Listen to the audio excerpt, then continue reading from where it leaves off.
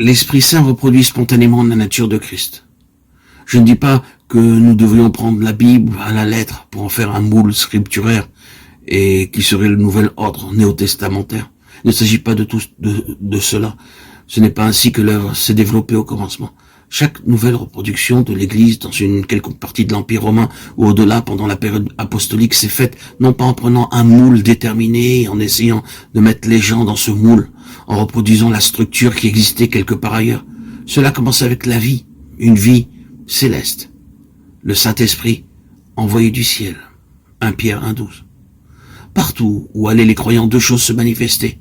Premièrement, le baptême, comme le témoignage du fait que l'ancien ordre avait été aboli, et que tout cela maintenant devait mourir et être enseveli, afin qu'il y ait un nouveau commencement. Et deuxièmement, le don du Saint-Esprit, l'Esprit de vie, venant pour élire domicile dans les croyants. Lorsque le Saint-Esprit vient et qu'il peut agir, il vous dégage de toute responsabilité à l'égard de l'ordre du Nouveau Testament. Vous n'avez plus de fardeau ni de responsabilité à ce sujet-là, pas plus qu'un arbre ne peut en avoir pour produire des feuilles et porter des fruits. Aucun arbre ne passe des heures et des heures en s'inquiétant et en se demandant comment vais-je pouvoir porter des feuilles et comment faire pour que mes fruits se développent. Il vit tout simplement. Il demeure dans le courant de cette vie et tout le reste se fait. C'était la glorieuse spontanéité des églises du Nouveau Testament. Cela se manifestait tout simplement. Le Seigneur doit aussi avoir cela en nous, constitué de manière céleste par le Saint-Esprit, et non par un homme avec la conception qu'il peut avoir de l'Église et de son gouvernement, de son moule et de sa structure en disant « Voici notre conception biblique de l'Église ». Non, c'est le produit de la vie. Quand le Saint-Esprit peut agir librement, les choses se font d'une certaine manière et prennent une certaine forme. C'est la forme de Christ. Le Saint-Esprit a toute la responsabilité. Je bâtirai mon Église. Le Seigneur Jésus l'a dit, Matthieu 16, 18. Et il l'aura. Il aimerait le faire là où nous sommes. Mais souvenons-nous, Christ, jusque dans le tréfonds de sa personne est saint. Le saint enfant qui naîtra de toi, dit l'ange à Marie, sera appelé Fils de Dieu. Luc 1, 35.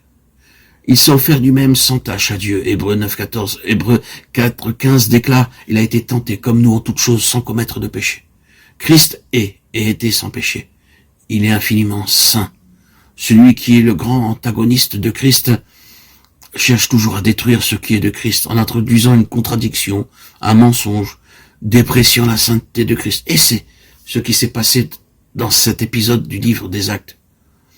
Je crois que c'est une chose très solennelle pour nous tous. Je n'ai pas dit cela sans l'avoir bien examiné dans mon propre cœur.